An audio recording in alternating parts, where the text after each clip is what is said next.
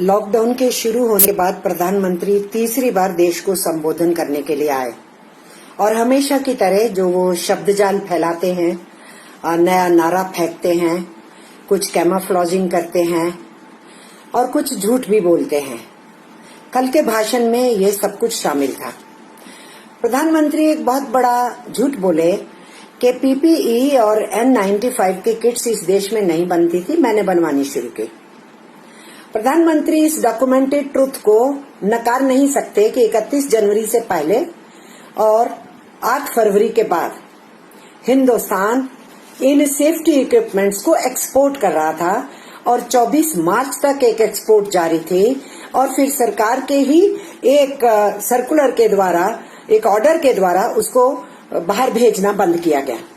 इसलिए ऐसा झूठ नहीं बोलना चाहिए जो डॉक्यूमेंट्स प्रूव करेंगे कि प्रधानमंत्री सच नहीं बोल रहे हैं। फिर प्रधानमंत्री ने एक जो नया नारा फेंका, इस बार वो फेंका आत्मनिर्भर भारत बनाएंगे। तो प्रधानमंत्री ये जानते नहीं है जो उनकी खुद की नीतियां रही हैं हिंदुस्तान के आत्मनिर्भरता को तोड़ने की। हमारे देश के पब्लिक सेक्टर को, गवर्नमेंट सेक्टर को कमजोर करने की पूरी कोशिश की गई 6 साल के अंदर। हमारे पब्लिक सेक्टर को और गवर्नमेंट सेक्टर को 100% विदेशी पूंजी के आगे फेंकने के फैसले लिए गए और विदेशी पूंजी को ज्यादा से ज्यादा रियायत देने के लिए हिंदुस्तान के श्रम कानूनों को कमजोर किया गया और उसके साथ साथ हमारे किसानों की जमीन को बड़ी आसानी से छीन लेने के लिए कई बार ऑर्डिनेंस लाए गए। तो कौन सी आत्मनिर्भरता की बात कर रहे हैं प्रधानमंत्री? मैं बताना चाहती हूँ मिस्टर प्राइम मिनिस्टर, हमारा देश आत्मनिर्भर है जिसकी आपने कमर तोड़ने की पूरी कोशिश की। वो आत्मनिर्भर भारत कौन सा है? हमारे देश के करोड़ों मजदूर जो सिर्फ पगार पे जिंदा हैं, जो स्वतः रोजगार हैं, जो दिहाड़ीदार हैं, जो अपने गांवों को छोड़ के दूर दराज काम करने के लिए जाते हैं, माइग्रेंट वर्कर्स हैं। हमारे छोटे किसान हैं, मंझले किसान हैं, हमारे खेत मजदूर हैं। गांवों के अंदर भी अपनी रोजी रोटी को स्वतः चलाने वाले लोग भी हैं। इनकी गिनती 110 करोड़ से लेके 120 करोड़ तक पड़ती है। ये आत्मनिर्भर लोग हैं जो अपनी रोजी रोटी चला रहे हैं। उनके ऊपर गाज गिरी ये जो अचानक लॉकडाउन बिना तैयारी के आपने किया, उनके लिए कल के भाषण में आपके पास एक भी लफ्ज नहीं था और आपका पूरा का पूरा ये जो सपना दिखाने का काम था और 20 लाख करोड़ के पैकेज की जो आपने बात की, फिर से आप इस देश की बिल्डर्स लॉबी, कॉरपोरेट घराने और दुनिया की वित्त पूंजी, उन सबकी सेवा में आप कैसे जुड़ेंगे? आप केवल उन्हीं चीजों का संज्ञान ले रहे थे। लोकल की बात कर रहे थे ना आप। आपके जो लोकल के उदाहरण थे, वो सप्लाई जो है, वो सप्लाई चेन इस देश के लोग दशकों से कर रहे हैं। लेकिन आप जिस सप्लाई चेन का चर्चा कर रहे थे, वो सप्लाई चेन है एक्सपोर्ट ओरिएंटेशन की और बड़े क्षेत्र की। आप उस सप्लाई चेन की चर्चा कर रहे हैं। उस सप्लाई चेन में हमारे गरीब जो सप्लाई चेन में शामिल होता है, आपका कहीं भी उसके लिए कोई दुख नहीं झलका है कल के भी आपके भाषण के अंदर। और इसलिए मैं ये कहना चाहती हूँ, आपने बोल दिया कि 4 महीने से पूरी दुनिया जो है इस महामारी से भिड़ रही है, लेकिन उस 4 महीने की लड़ाई के अंदर भारत शामिल नहीं था क्योंकि आपने दिसंबर महीने से ये पूरी दुनिया में चल रहा है, आपने मार्च के महीने तक संज्ञान नहीं लिया। आपकी पार्लियामेंट चलती रही, आपने पार्लियामेंट को कॉन्फिडेंस में नहीं लिया। मैं ये बात पहले भी कह चुकी हूँ, मैं दोहरा रही हूँ, आपने सरकारों को, राज्य सरकारों को कॉन्फिडेंस में नहीं लिया। हमारे देश के मजदूरों को, किसानों को कॉन्फिडेंस में नहीं लिया, नागरिकों को कॉन्फिडेंस में नहीं लिया। और आपने अचानक पहली बार 19 मार्च में जो घोषणा भी की तो देश को नहीं बताया कि कितना बड़ा लॉकडाउन करने वाले हैं। इस देश के आवाम को तैयार नहीं किया गया कि किस तरीके की महामारी से लड़ा जाएगा। और अचानक आप थालियां और घंटियां बजवाते हैं, बाद में दिए और मोमबत्तियां जलवाते हैं। लेकिन जो हताश हो गया करोड़ों की गिनती में, जिसका 20 मार्च के बाद वेतन नहीं मिला, और वो ये सोच के कि आपने कहा है 18 दिन में महाभारत लड़ा गया था और जीत लिया गया था, 21 दिन के अंदर, 21 दिन के लॉकडाउन में कोरोना पे जीत हासिल को हो जाएगी, और वो ये सोच के कि प्रधानमंत्री ने कहा है 21 दिन में फारिग हो जाएंगे, वो अपने कष्ट को सहने के लिए तैयार रहा।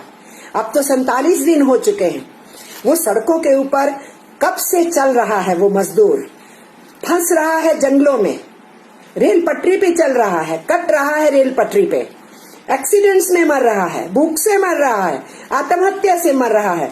हमारी वो माइग्रेंट वर्कर बहनें पैदल चल रही हैं प्रेगनेंसी की हालत में। एक ने तो परसों बच्चे को जना है सड़क के ऊपर। और इस तरीके से हम ये देख रहे हैं। उनकी क्या, जिनके लोग एक्सीडेंट्स में मर गए। आपने कहा कि गांवों की तरफ देखो, ये सब गांवों की तरफ ही तो जा रहे थे, जिनको पहुंचाने का इंतजाम आपने नहीं किया। और अभी भी जो लोग फंसे हुए हैं आपके पास, उनके लिए ब्लूप्रिंट नहीं है। विदेशों से आने वालों के लिए आपके पास ब्लूप्रिंट मौजूद है। और इसलिए आपने बीच में पूरा प्रयास किया कि मजदूरों को रोका जाए, जाने नहीं दिया जाए। आपकी सरकार ने रेलें चलाने से बीच बीच में रोक दिया। ये सब कुछ आपने किया और आप ये कह रहे हैं आत्मनिर्भर भारत बनाएंगे। और जो आत्मनिर्भर भारत है, खुद कमा के खुद खाता है, उसके लिए आपके इस पैकेज के अंदर कुछ भी शामिल नहीं है। उसकी आपने बात नहीं की, उसके कष्ट के साथ आपने आवाज नहीं उठाई। और आप बात क्या कर रहे थे चीफ मिनिस्टर्स के साथ? कंपैशन होना चाहिए, स्टेट्समैनशिप होनी चाहिए। ये कंपैशन है मिस्टर प्राइम मिनिस्टर कि आपने एक लफ्ज नहीं बोला कष्ट में रहने वाले लोगों के लिए, और आपने कह दिया कि तपस्या कीजिए और त्याग कीजिए। जो लोग नवाले के लिए तरस रहे हैं, कैश नहीं उनके हाथ में, उनके लिए आप त्याग और तपस्या की बात कर रहे हैं। एक और बहुत बड़ा झूठ आपने बोला कि सबको कैश मिल गया घरों में बैठ के, आपको चिंता नहीं हुई डिजिटल इंडिया में। झूठ बोल रहे हैं। जो कवर्ड हैं वो भी सारे कवर नहीं हुए कैश ट्रांसफर में। जो किसी स्कीम में कवर नहीं होते, हमारे गरीब गुरबा, उनको कुछ नहीं मिला। जिनके पास राशन कार्ड्स हैं उनको भी 100% कवरेज नहीं मिला। जिनके पास राशन कार्ड नहीं, वो भी उसी बदतर हालत में हैं, उनको राशन नहीं मिला। और अभी भी लंबी लंबी लाइनों में फिजिकल डिस्टेंसिंग की परवाह किए बिना मजदूर 6-6 घंटे खाने के इंतजार में खड़ा रहता है। आपने संज्ञान नहीं लिया। उन 2 बच्चों का भी संज्ञान नहीं लिया, जिनका पिता उनकी माँ को साइकिल के ऊपर वापिस अपने गांव लेकर के जा रहा था और वो बच गए हैं, माँ बाप मर गए हैं। इसलिए मिस्टर प्राइम मिनिस्टर, आपका दिल धड़कता है कॉरपोरेट घरानों के लिए, विदेशी पूंजीपतियों के लिए और इस देश की बड़ी बड़ी लॉबी के लिए। इसीलिए आपके पैकेज के अंदर उनके लिए कुछ नहीं था। आपने अपने पैकेज में 20 लाख करोड़ का सपना दिखाया। वो काफी है आपके देशभक्तों के लिए, जो तथाकथित आपके भक्त हैं। वो देशभक्त नहीं है, वो स्यूडो देशभक्त हैं। उनको डुगडुगी बजाने का आपने छिंचना दे दिया। और आपके जो गोदी मीडिया हैं, उनके लिए भी 2-3 दिन का काफी सामान मिल गया है आपके इस भाषण से। वो चलता रहेगा। पर मैं ये कहना चाहती हूँ, उस 20 लाख करोड़ में जब आपने ये सपना दिखाया मुंगेरी लाल का, तो कुछ सेंटेंसेस बोलने के बाद साथ में आपने ये भी बोला, आपने ये कहा कि इसके अंदर वो सब कुछ शामिल है। क्या शामिल है? जो वित्त मंत्री पहले 1,76,000 करोड़ का पैकेज देके गई थी। इसमें क्या शामिल है? जो रिजर्व बैंक ऑफ इंडिया के गवर्नर बीच में आए थे और आकर के कई घोषणाएं करके गए थे, वो भी शामिल है। जो वित्त मंत्री दोबारा आके बहुत से कंसेशंस कॉर्पोरेट घरानों को देके जा चुके हैं, वो भी, जिसके तहत और बहुत सी छूट देने का काम किया गया आरबीआई के द्वारा या वित्त मंत्री के द्वारा। ये सब कुछ अगर पैकेज मिला लिए जाते हैं, जो ऑलरेडी दिया जा चुका है, वो 11 लाख करोड़ है। उसके अलावा आरबीआई ने जो कुछ पिछले दिनों इशारा किया, 5 लाख करोड़ आरबीआई संज्ञान में ले चुकी है। वो बांटने का काम जो उनको करना है और किनके लिए करना है, सब हम जानते हैं। इसलिए बड़े बिजनेस के वास्ते आप सब कुछ करने को तैयार हैं और ये सब मिला करके हो जाता है 16 लाख करोड़ रुपया। 20 लाख करोड़ का जो आपने झुंझुना दिखाया है, उसमें से सिर्फ 4 लाख करोड़ है, जिसको हम कह सकते हैं जीडीपी का 2 या 2.5% बनता है। पर आपको तो पूरी दुनिया के अंदर अपनी पीठ फुकवाने का काम करना होता है। इसलिए आप बताना चाहते थे कि अगर अमेरिका 13% दे सकता है जीडीपी का, इंग्लैंड 12% दे सकता है जीडीपी का, कनाडा 10% दे सकता है जीडीपी का, तो हिंदुस्तान पीछे नहीं है जी, हम भी 10% दे रहे हैं जीडीपी का। जनाब, जीडीपी कहाँ है आपके? दुनिया बता रही है कि हिंदुस्तान 0 तक होने वाली है उसकी ग्रोथ। ये दुनिया बता रही है कि 40 करोड़ से नीचे ज्यादा गरीबी में धंस जाएंगे। ये तो अब सर्वविदित हो गया हिंदुस्तान के खुद के सर्वेस पे कि 27% अनएम्प्लॉयमेंट रेट हो गई।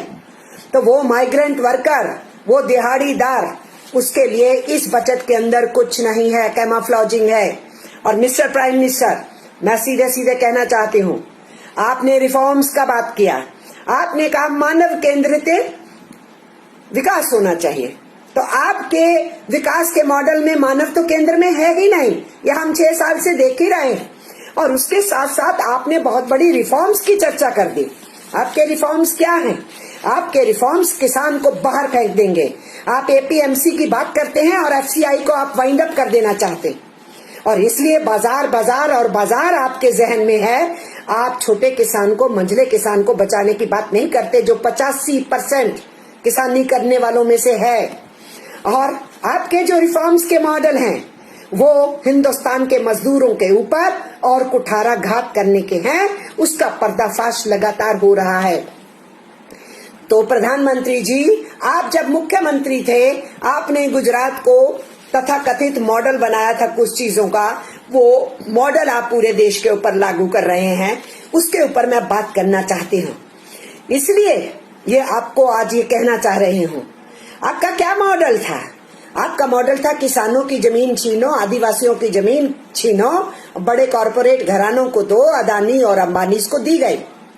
जो 50 साल से वहां बसे हुए किसान थे, पंजाब से ले जा करके बसाए गए थे, पाकिस्तान के साथ लगने वाली सरहदों के जगह के ऊपर बसाए गए थे ताकि वो एक ढाल बन सके। आपने 50 बरस के बाद उनको कहा बोरिया बिस्तरा गोल करके यहाँ से चले जाइए, ये जमीन के मालिक आप नहीं है। आपने आदिवासियों और किसानों की जमीन छीन करके वल्लभ भाई पटेल के, सरदार वल्लभ भाई पटेल का बड़ा ऊंचा बुत खड़ा किया, जिसमें आपके कॉर्पोरेट घरानों के मित्रों ने एक नया पैसा नहीं दिया। हमारी जनता के पैसे से बने हुए पब्लिक सेक्टर का उसमें 3000 करोड़ ले लिया गया। आपने उन आदिवासियों और किसानों को जमीन वापस नहीं की। और इसलिए हम जानते हैं कि आपका एजेंडा क्या है।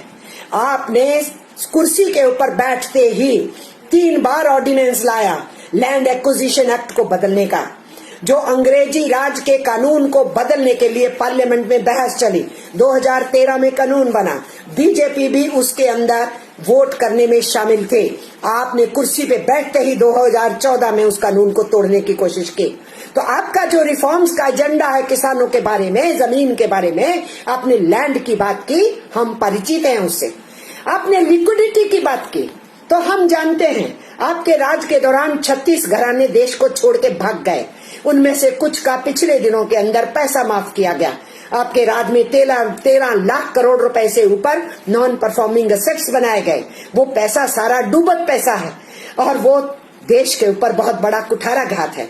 हम जानते हैं लिक्विडिटी के क्या मायने हैं। नोटबंदी के टाइम में सारी जनता का पैसा निकलवा लिया गया, ये सब हम जानते हैं। उसकी लंबी बखान आज हम क्या करेंगे। तीसरी बात आपने जो की लॉ की, तो रूल ऑफ लॉ को तो आप मानते नहीं। रूल ऑफ लॉ आपको और आपके लोगों को प्रोटेक्ट करने के लिए होना चाहिए। रूल ऑफ लॉ जो विरोधी हैं, जो आपके ऊपर उंगली उठाते हैं, आपकी पॉलिसी का क्रिटिसिज्म करते हैं, उनको बंद करने के लिए इस्तेमाल किया जाता है। और इसीलिए आपने इस जो मेडिकल इमरजेंसी थी उसको भी लॉ एंड ऑर्डर की प्रॉब्लम बना दिया। इसलिए वर्कर जब वेतन की मांग कर रहा है उसकी पिटाई हो रही है, जब वो घर जाने की बात कर रहा है उसकी पिटाई हो रही है, जब वो राशन के लिए सड़क पे निकल रहा है उसकी पिटाई हो रही है। क्योंकि आपकी नजर में ये कोई मानवीय समस्या नहीं है, ये कोई मेडिकल इमरजेंसी नहीं है, ये लॉ एंड ऑर्डर प्रॉब्लम है। और चौथी बात आपने एल की क्या कही, लेबर। तो आपने यही काम गुजरात के अंदर किया था किसानों के लिए, और इसी तरीके से आपने लैंड का काम तो किया ही था, लिक्विडिटी के मामले में भी आपका यही हिसाब था, और रूल ऑफ लॉ को हम जानते हैं, गोधरा से लेके गोधरा के बाद के कांडों में क्या हुआ, आप रूल ऑफ लॉ का कितना सम्मान करते हो। और जो लेबर की बात है, आपके चीफ मिनिस्ट्री के राज के दौरान वहां पर श्रम कानूनों को बहुत तोड़ा और मरोड़ा गया था, और आज एक तरफ आप तथाकथित सपना दिखा रहे हैं और लोगों को कैमोफ्लेज करके झूठ के अंधेरे में फंसा रहे हैं, दूसरी तरफ हिंदुस्तान के श्रमिकों के कानून को तोड़ रहे हैं। आपने कुर्सी पे बैठते ही वसुंधरा राजे की सरकार को, बीजेपी की सरकार को इस्तेमाल करके 4 कानूनों को वहां असेंबली में चेंज करवा के और राष्ट्रपति के सिग्नेचर करवा के दिए। उसके बाद पूरे हिंदुस्तान के चीफ सेक्रेटरीज को एडवाइजरी देके उन कानूनों में 10 राज्यों में परिवर्तन कराया।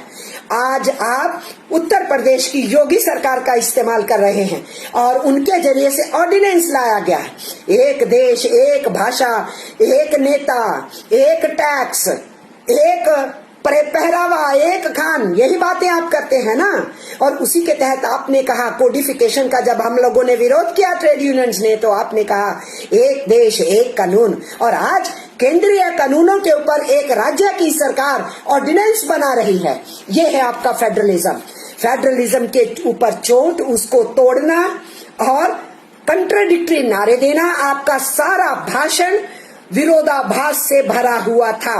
और आज उस ऑर्डिनेंस के जरिए से आप मध्य प्रदेश, यूपी और गुजरात की सरकारों के जरिए से हिंदुस्तान के मजदूरों के 134 वर्ष के संघर्षों से हासिल किए हुए उनके हकों के ऊपर कुठाराघात कर रहे हैं।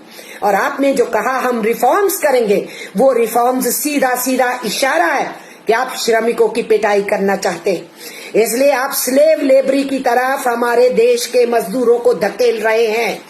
आत्मनिर्भर जो अपने कमाता है, खाता है, आज आप उसको बॉन्डेज में डालना चाहते हैं। आप दुनिया के जितने इंटरनेशनल कोवेनेंट्स हैं जिसमें हिंदुस्तान शामिल है, आप उसकी धज्जियां उड़ा रहे हैं। ILO के साथ कन्वेंशंस में जहां जहां एग्रीमेंट है हिंदुस्तान की सरकारों का, आप उसको तोड़ रहे हैं। इसलिए कल का आपका भाषण, हम ये कह सकते हैं, वो आईना है इस बात का कि आप आगे जाकर के क्या करने वाले हैं। इसलिए 20 लाख करोड़ का झुंझुना मुबारक हो नरेंद्र मोदी जी के भक्तों को और उनके गोदी मीडिया को। और देश के मजदूरों को मैं ये कहना चाहती हूँ, आपके लिए कुछ नहीं है। किसानों के लिए कहना चाहती हूँ, आपको बाजार के हवाले किया जाएगा और सरकार अपनी जिम्मेदारी से मुक्त होना चाहती है। और इसलिए इस मौके के ऊपर मैं इतना ही कहते हुए कि गुजरात के मॉडल को आप पूरे हिंदुस्तान में जो थोपने का काम कर रहे हैं, वो गुजरात का मॉडल आपका फेल हो चुका है। अब हिंदुस्तान को फेल करने के लिए आप निकल पड़े हैं। अपनी असफलताओं को छुपाने के लिए नए नए नारों को फेंकने का काम, कैंपेन चलाने का काम आप करते रहे हैं। आप आगे भी करेंगे, हम ये समझते हैं। लेकिन मैं श्रमिक आंदोलनों की तरफ से कहना चाहती हूँ, हमने आपकी चुनौती स्वीकार की और हम लड़ेंगे। हम आराम से नहीं बैठे। हमने मई दिवस मनाया, उसके बाद अलग अलग ट्रेड यूनियंस ने अपने संघर्ष को आगे बढ़ाया। हमने जो चिट्ठियां आपको लिखी, आपने जवाब तक नहीं दिया। हमने श्रम मंत्रालय को लिखी, जवाब तक नहीं आया। और आप अपने श्रम मंत्रालय का इस्तेमाल कर रहे हैं। सारे राज्यों को आपने कहा कि जो 134 बरस पहले का हमारा जो कानून था 8 से 8 घंटे के काम का, आपने सबको संदेश दे दिया कि 8 घंटे को 12 घंटे कर दीजिए। तो आप दिल्ली में बैठे बैठे राज्य की सरकारों को निर्देश दे रहे हैं, दूसरी तरफ फेडरलिज्म तोड़ रहे हैं, तीसरी तरफ एक राज्य सरकार से केंद्र कानून पे हमला करवा रहे हैं, ऑर्डिनेंस करवा रहे हैं, और कभी चीफ मिनिस्टर्स को संज्ञान में नहीं लिया। और अब सारी चीजें चीफ मिनिस्टर्स पे फेंक भी रहे हैं, लेकिन जो राज्यों की मांग है उसको पूरा भी नहीं कर रहे।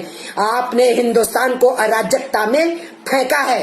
एक रात सपना आया, अचानक लॉकडाउन कर दिया गया, और फिर सपने पे सपना जो आता रहा उसको आप लेकर के आगे बढ़ाते रहे। जवाब दीजिए ना। आप तो कह रहे थे 18 दिन में महाभारत जीती गई, 21 दिन में कोरोना को हरा लेंगे, लोगों को झांसा दिया आपने। और आज बात करते हैं कोरोना तो अभी बहुत देर चलना है, इसलिए लॉकडाउन और रहना है और हमको रिफॉर्म्स करना है और हिंदुस्तान को बड़ा ताकतवर बनाना है। हिंदुस्तान की कमर तो आप पहले ही तोड़ चुके हैं नोटबंदी और जीएसटी के बाद, और उसके बाद बेरोजगारी की दर को बढ़ा के और जिस ढंग से लॉकडाउन लागू किया, और फिर रोजमर्रा खाने और कमाने वालों को आज भी आपने उनको 3 महीने 4 महीने की जो हम मांग कर रहे थे कि सरकार पगार दे, आप उसके लिए तैयार नहीं है। इसलिए मिस्टर नरेंद्र मोदी, मजदूर यूनियनों ने आपकी चुनौती स्वीकार की है। आने वाले दिनों में हमारा संघर्ष बढ़ेगा, हम लड़ाई को तेज करेंगे। हम आराम से नहीं बैठे, हम अंग्रेजों से लड़े थे, तो हम अपने आजाद हिंदुस्तान में अपने ही देश के लोगों द्वारा चुनी हुई सरकार, चाहे अल्पमत की वोटें लेके ज्यादा सीटें लेकर के बैठी हुई सरकार हो, हम उससे लड़ेंगे और भिड़ेंगे। आम आवाम से मैं कह रही हूँ, लड़ाई के लिए तैयार रहें। श्रमिकों से मैं कह रही हूँ, किसानों से कह रही हूँ, आने वाले दिनों में गहन संघर्ष होगा, हम उसकी तैयारी करें। आप सबको नमस्कार और प्रणाम, सत श्री अकाल और आदाब कहते हुए मैं जय हिंद कहते हुए अपनी बात को खत्म करती हूँ। फाइनेंस मिनिस्टर क्या पैकेज लाती हैं, मैं फिर आपके बीच में आऊंगी। धन्यवाद।